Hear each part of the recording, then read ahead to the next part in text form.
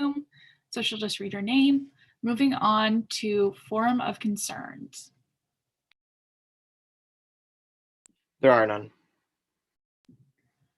Seeing none, moving on to approval of the agenda. Is there a motion to approve? Motion to approve. Is there a second? All in favor, say aye. Aye. Aye. Aye. Aye.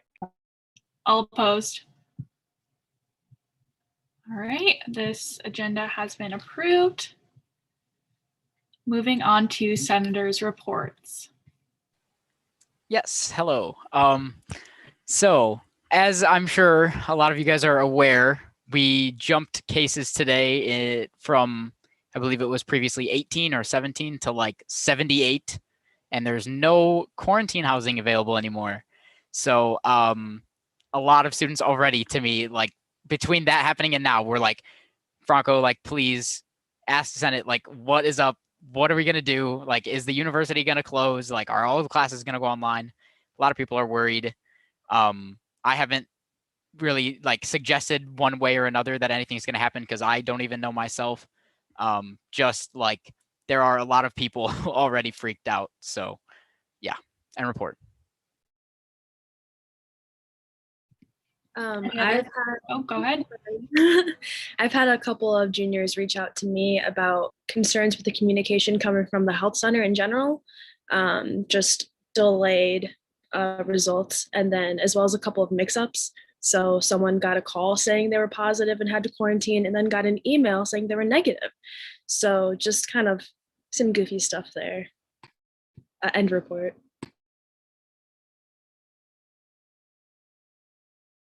Any other senator reports? Seeing none, moving on to advisors' reports. Is this the part where I say no report and just mute and everybody's okay with that? No. All right, so here's what I will share. Yes, our cases increased today significantly. It's a result of the surveillance testing from last week. We had about 60 some odd positive cases out of the 900 and plus test results that we got. Our positivity rate was between 6 and 7%, which is consistent with the state of Indiana in that regard. So the university, the upper administration of the university has been meeting today to discuss those results as it pertains to life on campus. There will be an email coming out tonight from the president on his first day on the job to address this matter with students. I really cannot, and I shouldn't comment on that until that email comes out because it's his announcement, but there will be an email coming out tonight to faculty, staff, and students from the president's office about the increase. In regards to the health center and notifications and emails and phone calls and all that, it's been a very busy Monday for the health center, as you guys can imagine, for a variety of reasons, because we need to call all the students who had a positive test result today. So with very few staff and a very little amount of time, we're trying to do that as quickly as we can. A number of students have asked, well, am I positive? Am I negative? What's the story? My response to that is, if you've not got a phone call today from the health center, that's a good thing. And I will work with the health center to make sure that the negative notifications go out by tomorrow to students so that they are notified if they have a negative test result. If they tested last week and they're negative, we will get those results out to the students by tomorrow so that they have that confirmation, if you will. The quarantine bed situation is, I updated the dashboard tonight to show 0%. It's mainly because there's a whole lot of movement going on right now with in and out of quarantine housing with these numbers. That will be updated again tomorrow. There are some additional quarantine beds we're bringing online today and over the course of the night tonight into tomorrow. So that number will go up by tomorrow. And we'll have a better assessment of where we're at with the quarantine beds at that moment in time. So that is my report on that. Are there questions that I can answer for you guys this evening? Hi, Ryan. I am one of the students whose roommate tested positive. Yep. And I have not received any communication. What No. would you recommend a student like me do? So we are in the challenges when you have 60 plus positive cases, and there's a whole lot of contact tracing that goes along with that. So we are working our way through that the best we can. If you have a roommate who you've had direct contact with that tested positive, we would recommend that you self-quarantine, self-isolate. You stay where you're at, self-quarantine, self-isolate until we can get to you.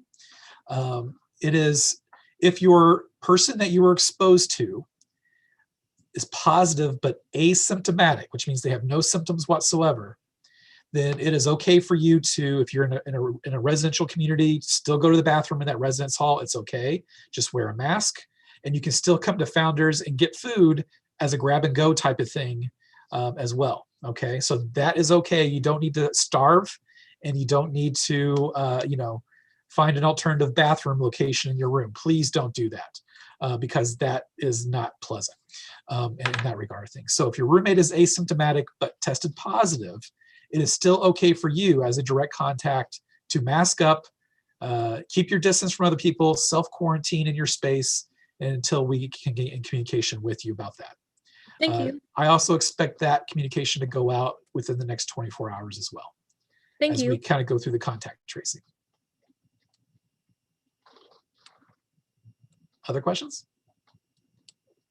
There's lots of buzz about this on campus right now because it's kind of getting out there. The people who have been contacted by the health center that are positive are talking to their friends. Their friends are like, oh my God, what do I do? What do I do? What do I do? Just sit tight, be smart, self-isolate. You may or may not be a direct contact. It depends on what the interview goes with the positive case, okay? This is absolutely one of those examples of where no news is good news in that category of things, okay?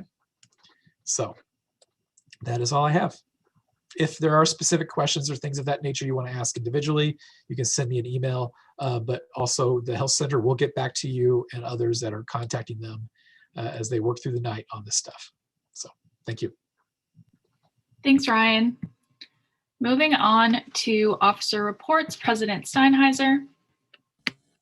Yeah, in a similar vein to what we've been discussing with Ryan, I also think it's important that if constituents are reaching out to you and the concerns, while we respect their concerns, may not have factual merit, I think it's okay for us to clarify that. Like, I've had some people tell me that everyone is positive because of one of the chairs in the testing room. That is incorrect. They would not have tested positive in the testing environment they're in. So it's okay to clarify and explain to people the facts and what we know about how the virus spreads, because I feel like if we provide that information, if people are asking us, it kind of calms people down a little bit and it makes everything a little bit less scary. So if something like that happens and you know that a rumor just has no factual merit whatsoever, it's okay as a senator if you say, hey, that's not how the virus spreads. Like, you can look at the CDC for more information, but that's not true. Because we just don't want to give any merit to those kind of rumors if your constituents are reaching out to you about them. I know I've had a couple people do that so far. All right, aside from COVID-19, the discount card committee still needs a chair. So I am currently taking any nominations for discount card committee chairs. Are there any nominations on the floor? I would like to nominate Bryce Jones. Is there a second for that? I second.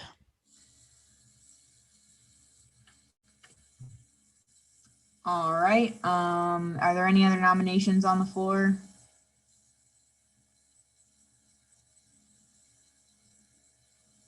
Is there a motion to vote on Bryce Jones being the new discount card committee chair? Motion to vote. Second. All right, Jolie, do you want to do a vote?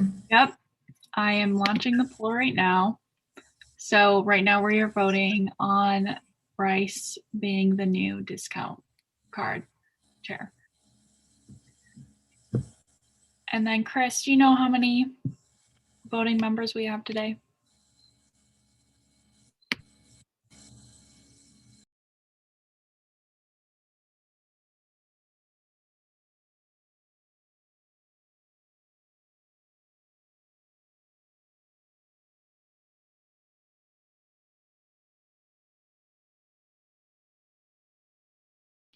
I've counted 20. All right, perfect. We approved Bryce as sorry, the poll just went weird. Okay, as the discount card chair, 1901. Oh, yes, Bryce. Do you accept this nomination or decline it? I accept. Woohoo!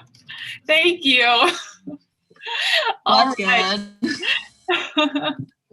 All right. Well, you were approved 1901. So congratulations. All right.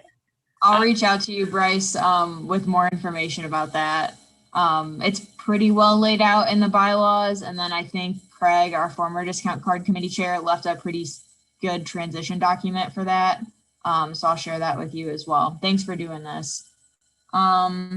Oh, and also be in touch with Mark to share your information about the stipend too, because we want to make sure you get your stipend for that. All right, moving on. In my report, Jolie and Mark and I are going to meet up this week to discuss the Student Senate budget, because just like all the rest of the Tier 1 organizations, our budget is also due on March 10th. So I will keep you guys updated with that and probably do a presentation of our budget next Monday. It'll either be me or Mark. Any questions for me? All right, and report. All right, moving on to my report. Q3 constituency reports are due next Monday, so March 8th at 8 p.m. And I want to remind everyone that senators are required to, at some point throughout the semester, give a report for their constituency. So I think this would be a really great opportunity after you write your report for someone who represents your constituency to give that report. That would be a really good opportunity to fill that requirement. So I encourage everyone to do that. And if you have any questions about that, please reach out to me and I'd be happy to help. In regards to CCPC, I'm hopefully going to be meeting with them next Wednesday to discuss some miscommunication regarding December graduation reports. Are there any questions for me? All right, seeing none, moving on to Secretary Messesny's report. Yep, I'm going to be mailing interim President Irwin Knott her card. Thanks to everyone who signed. She has already left the campus, so I'll be getting that to her hopefully this week. Thank you for doing that, Paige. Moving on to PRC Grimpy. Hello, everyone. Let me get back to the page. So slowly, as everyone is filling out that bio updates form in MyValpo, we are updating the bios as they come in. So please try and get on there. There are a few of you who did not accept the invitation to join Student Senate when it first went out in January. So if you were not one of those people who accepted, then you just have to wait until after re-recognition season to then join our page. Because we are technically in transition. So for those of you who were unable to do that, I will just send you the Google form. I finished up the food drive ad for the Food Access Committee, and we will be sharing that as we get closer to the food drive. I'll be working on putting together an ad for the open Senate seats that we have for the screening committee to go through. I will be in contact with Senator Bakri about that. Also, the guidebook updates committee should be asking chairs questions or any type of questions that are pertaining to their sections that they need to update. So if you get any questions from Senator Bakri or Senator McMillan, then you know why. But other than that, just student buzz. Aside from the information that just came out in the last hour, students are just generally wondering what are the metrics for moving online, and is there a way for students to hear that? If there's no questions, then that's the end of my report. Thank you, PRC Grimpy. Moving on to Executive and Assistant Treasurers Lorenz and Doyle. The other thing I have for my report is the stipends for Tier 1 organizations are due on March 12th, which is a Friday, so please have those in before then. End report. Thank you. Moving on to committee reports, Executive Committee President Steinheiser.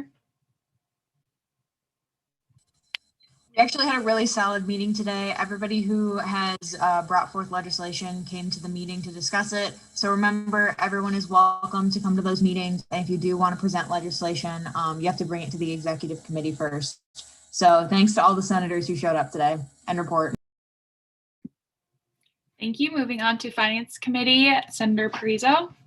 Hello, all. We have a line item shift from robotics. They would like to move $2,793.65 from conference and sponsored retreats to ongoing and organizational functions and promotions because due to COVID-19, their conference is virtual, so they don't need the budget for hotels and gas anymore. And they would like to participate in, or they would like to buy new tournament parts that would normally be provided by the competitions that they would attend in person. Finance voted 3-0-0. Is there a motion to discuss? Is there a motion to vote? Motion to vote. Second. All right, I will be relaunching the poll. So please fill that out for the line item shift.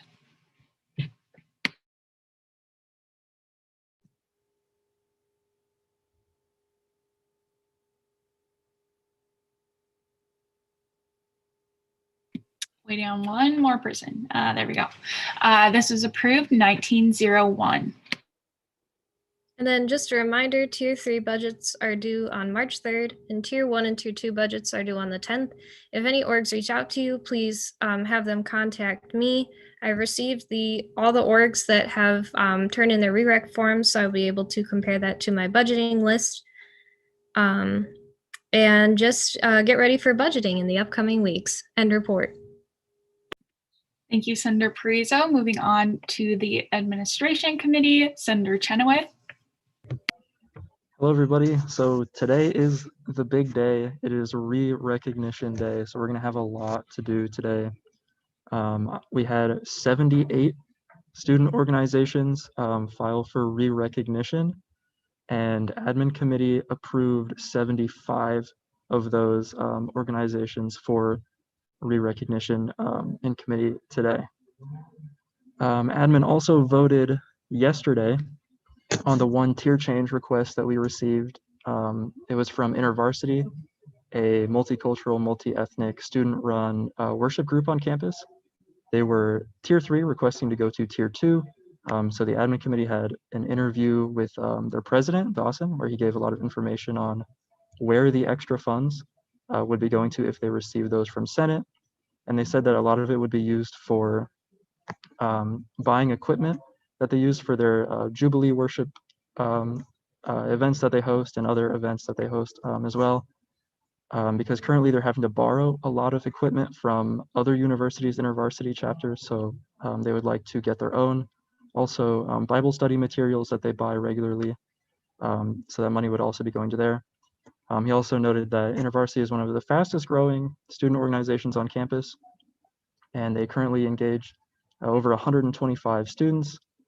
And so Admin Committee voted on that yesterday, and Admin Committee voted 3-0-0 to approve that tier change for InterVarsity from Tier 3 to Tier 2. Now, moving on to things that we all need to vote on. The InterVarsity tier change does need a vote from the entire Senate to be approved. So that, I guess, would be our first item of business if we have a motion to vote on that. We also can have a motion to discuss if you have any questions. Yes. Is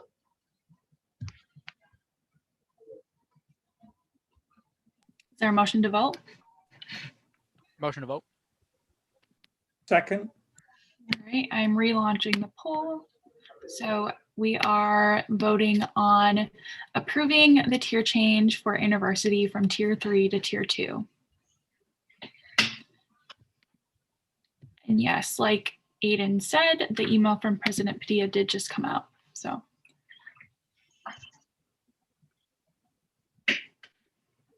we are waiting on one more vote.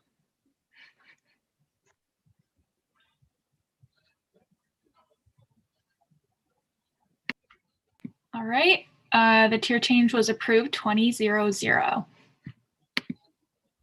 All right, so before we move on to discussion or votes for re-recognition, I would like to point out that admin committee did vote to deny re-recognition to 3 organizations on the grounds that they do not currently have a faculty advisor, which under our bylaws, all student organizations need to have a faculty advisor to be recognized.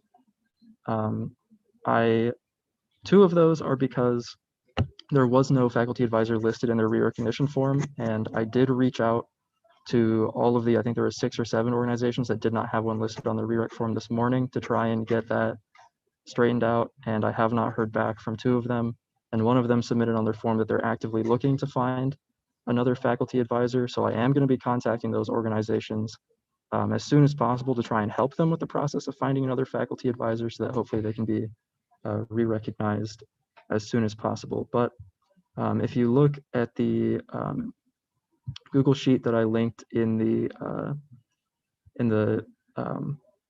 agenda, it's hyperlinked under the word here. So if you can't find it, it's pretty small. But the first thing that you see is all of these student organizations listed alphabetically. And then if you scroll down, we'll have all of these student organizations sorted primarily by tier and then secondarily alphabetically. So those are the ones that have been, that applied. The ones that were denied are still in there, and those are Gamma Theta Upsilon, VU Mathematics Club, and the Fellowship of Christian Athletes. And again, I will be reaching out to them as soon as I possibly can. So now we can have either a motion to discuss or form a slate or anything that you guys would like to do regarding re-recognition of these 75 organizations.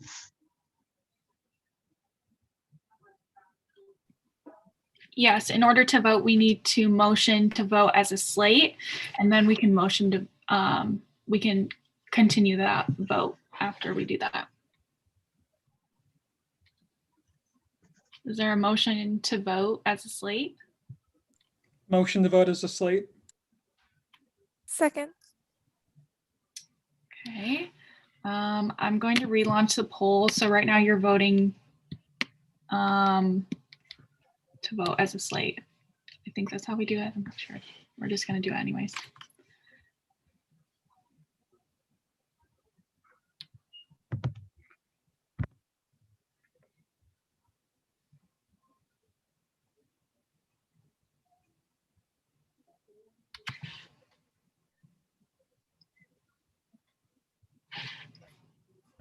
All right, we have that approved 20-0-0. So now we're going to actually be voting on approving these organizations as a slate or on the re-recognition.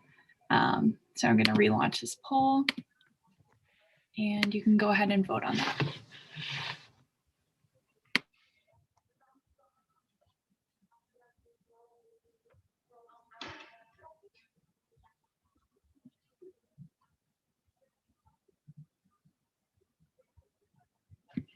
All right, this passes 20-0-0. All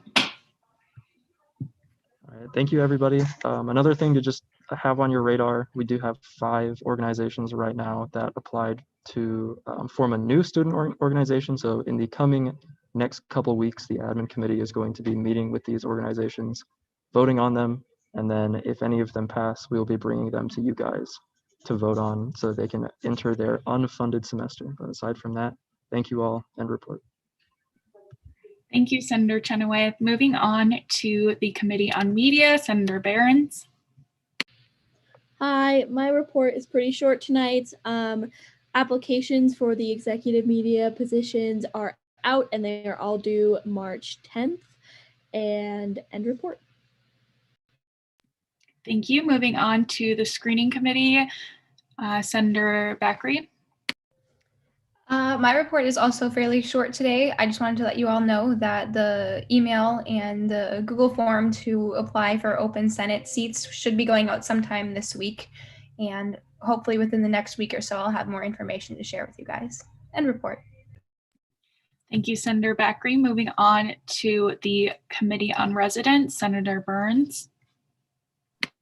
Yeah, we finished the process of gathering the schedules from all hall councils. So we're finally able to schedule a meeting for next week. We're going to be every other week on Wednesdays, 4 to 4:30 p.m.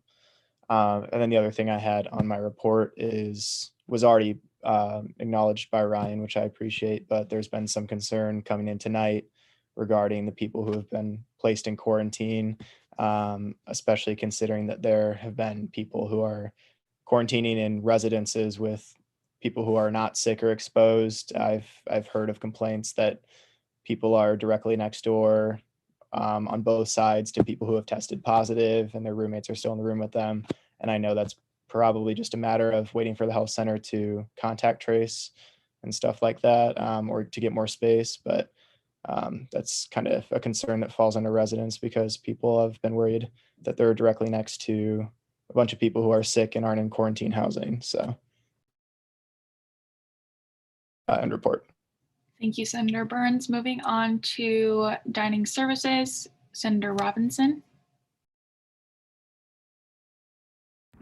He is not present, but his report is in the minutes. All right, thank you. Moving on to Discretionary Funds Committee, Senator Huxama. So I have just a short proposal to read to you and to vote on today. And it is from the union. They're requesting $5,508.63 to rent a giant tent to put on the west lawn, the same as they did last semester. The tent will get here on April 5th and it will stay through commencement weekend. So it will be up for about 6 weeks. So far, Dance Marathon has already requested to use it if this proposal passes. The fraternity and sorority Life have requested that they want to use it. Last semester it was used quite a bit and there were actually scheduling conflicts to get use of it. So if we were to vote yes on it, there are lots of groups on campus who are really wanting to use an open space that is a modified version for events that want to be more COVID friendly. So yeah, that's basically it. Does anyone have any questions on that proposal?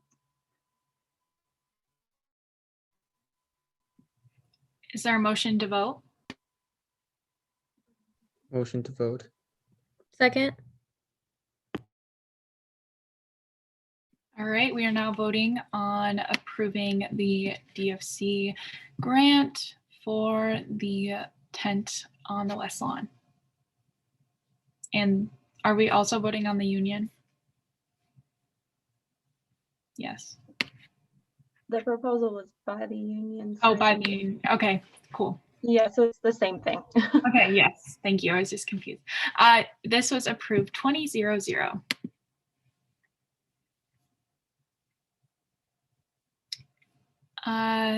Senator Huxma, do you have anything else?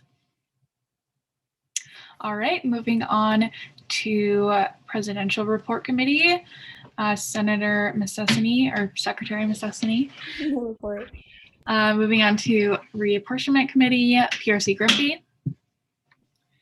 Hey everyone, I just wanted to say that next week we will be presenting our final proposal with some changes to the Senate makeup. And tonight, Senator Lersch, who is a part of the committee, will be presenting the first proposal that we have about removing the parliamentarian position. This proposal we're making tonight because of budgeting season, so that is why we couldn't present them together. Are there any questions? All right, end report. Thank you, PRC Grimpy. Moving on to new business. We are going to go ahead and present bylaw proposal 001. So I'm going to share my screen and then the sponsors of this can go ahead and present it. So give me a second. All right. Hi, everyone. We did a bylaw on installing a per diem system. This would take place so not this semester, but in the fall. We had some issues in the past with organizations not knowing what they can be reimbursed for or not. And we didn't really have any guidelines. We had a conference line, but we didn't have any guidelines specifically for food, mileage, and some of the other travel restrictions. So what we wanted to do is make these restrictions and kind of lay out a guideline for what orgs can and cannot get reimbursed for.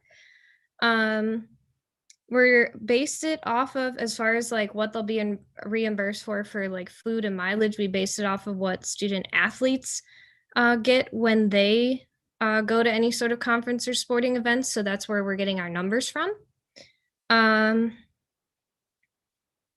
We have like mileage reimbursement, meal reimbursement, lodging reimbursement. When this takes effect for the conferences, orgs will be required to fill out this form. So they'll budget for the conference line, but then they'll be required to fill out the form saying, like each student will say like what their mileage was, like when the dates of the conference were, so that we have a record of this. And this per diem system will actually help us have less receipts, which is helpful for the treasurers in terms of getting people's money back to them. Are there any like questions or concerns you guys have? That was a lot of info.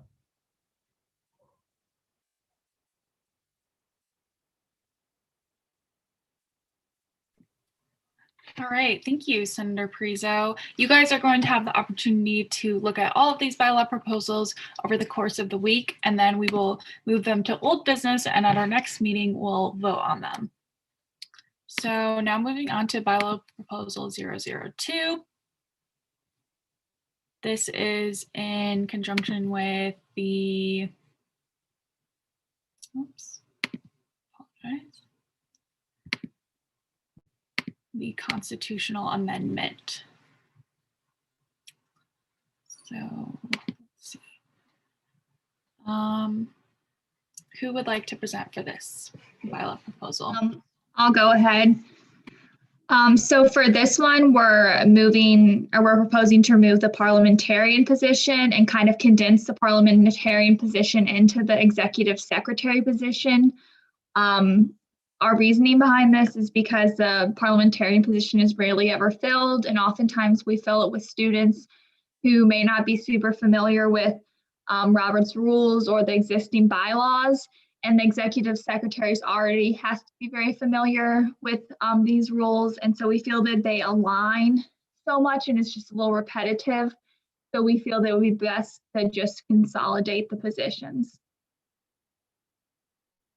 Well, I mean, we would get rid of the parliamentarian, and his or hers remaining position obligations will be moved to the secretary.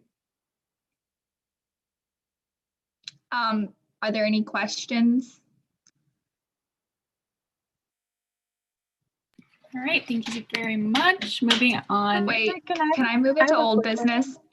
Oh, sorry. Yeah, sorry, go ahead. Wait, who had the question? I have a quick question. It's actually for Paige, because I know she's in this position. Do you feel like this is an accurate, do you feel like the person who's going to inherit your job can manage like a combination per se of these roles? Because I know you've done it for a long time, so you have more familiarity with it, but I was just wondering your opinion about it as someone who's done this role for so long. Can we motion to open the floor to Paige? Okay, I motion to do that. Can I do that? Is there a second? Second. All in favor say aye. Aye. Aye. Aye. Aye. All opposed? All right, Paige, go ahead. Yeah, I definitely feel comfortable doing this. Honestly, even when I first started, I was probably the one saying like, wait, you need to do this, but like I wasn't allowed to say anything. And a lot of times I'll like privately messaged Jolie. So I feel really confident in doing this. And I think anybody taking minutes has to be really confident in doing it. So yeah, all good. All right, there also was a motion to move this to old business. Is there a second? Second. Do I need to take a counted vote to move it to old business?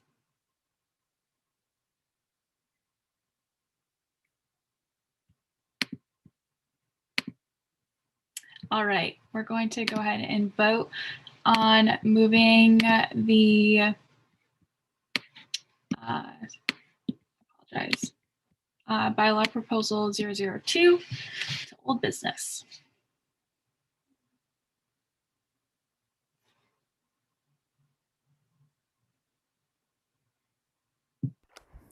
Jolie, I'm sorry, just the bylaw or also the CA? Oh, right. I guess since they go together, we also would be approving the constitutional amendment, which basically is the same thing as the bylaw. So do I need to vote? Do we need to vote on that separately, or can we move both to old business with this vote?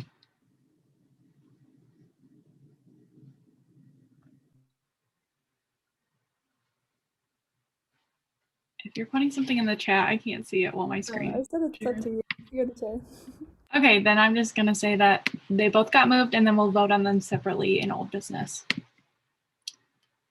All right, we will, do you guys have like any more questions on that, or can we move on to SR 001? All right, moving on to SR 001. Will the sponsors of this resolution please present? Hi guys. Okay, so after we talked about this a little bit last week, so here it is. Basically, commuters have told us that they weren't too happy with the way Zoom was kind of like gated off to include only people who in some way couldn't attend class related to COVID.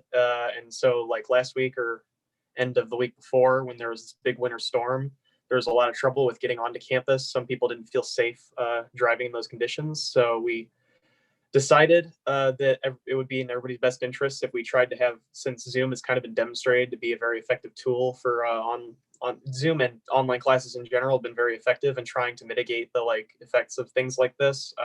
So it was everybody's best interest to open it back up, or open Zoom up to more than just like people who are in quarantine or contact traced or what have you. So in the proposal or the resolution, we sort of resolved that anybody who's traveling for like school purposes, so like athletes, for example, and then people who cannot get to campus but still are willing and able to participate in class for some reason, such as commuters who can't get there due to weather constraints, and then illnesses unrelated to COVID-19, we would like to request that all these circumstances be open to Zoom, and as well as having virtual class sessions recorded by request, because there's been a lot of times where professors will say that they don't do that, and that's not very helpful. So yeah, that's really it. It's pretty simple.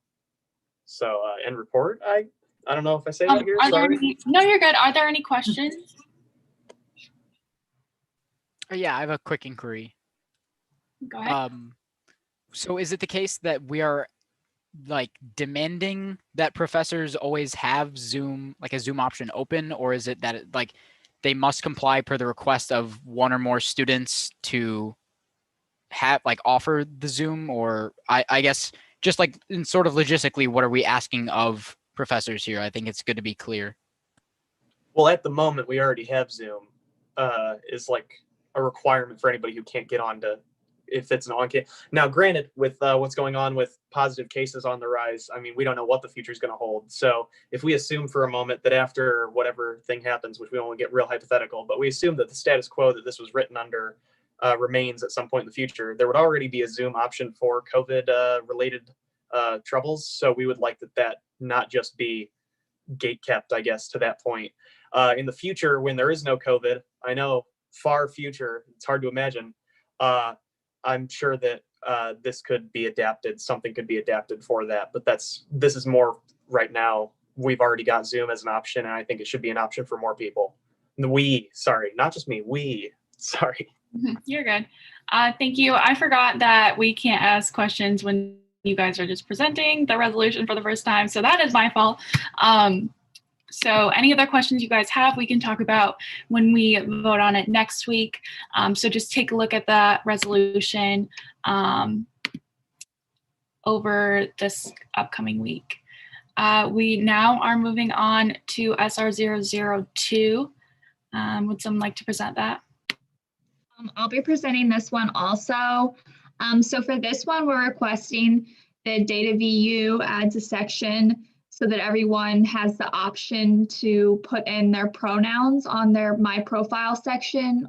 We wouldn't necessarily require everyone to do it, but we would highly encourage everyone to put in their pronouns on there. And then we would really require all of the professors and stuff to be able to go on there and know what students and their pronouns use. I think this would really be beneficial for campus and like help everyone really just fully embrace themselves further.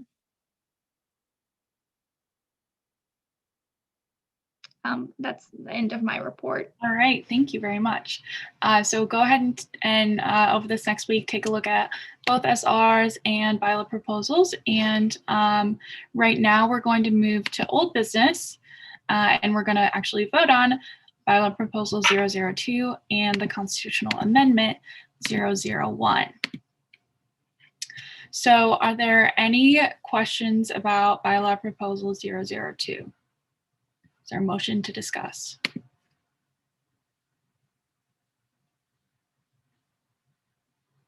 Is there a motion to vote on bylaw proposal 002? Motion to vote. Is there a second? Second. All right. I'm going to relaunch this poll. Right now, we are voting to approve bylaw proposal 002.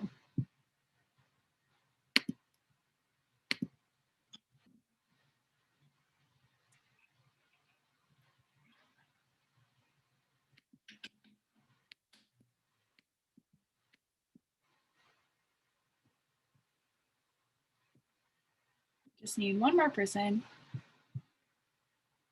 Thank you.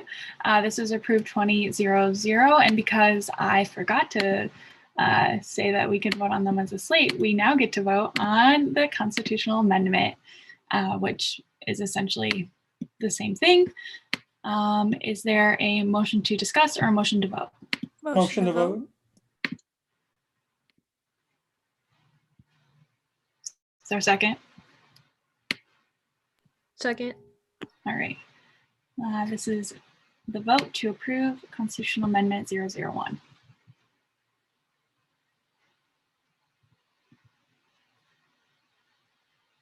All right, this is approved 20-0-0. Thank you guys for sticking with me on this screen share journey. It's always fun to share your screen. Now we're going to go ahead and move on to forum of concerns. There are none. Okay, seeing none, moving on to postmortem. Thank you guys for coming to the meeting tonight. As always, you can reach out to me if you have any questions, especially with the constituency reports coming up. Is there a motion to adjourn? Motion to adjourn. Second. All right, all in favor say aye. Aye. Aye. Aye. Aye. All opposed? Abstentions? All right, I officially adjourn this meeting at 9:15 p.m. Thank you, everyone.